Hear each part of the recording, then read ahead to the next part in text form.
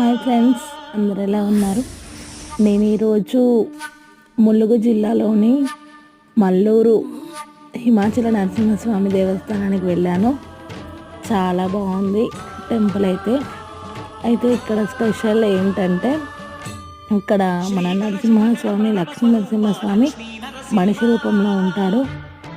ఒక చామంతి పువ్వుని మనిషి స్వామివారి చర్మంలో పెడితే అది లోపలికి వెళ్తుంది.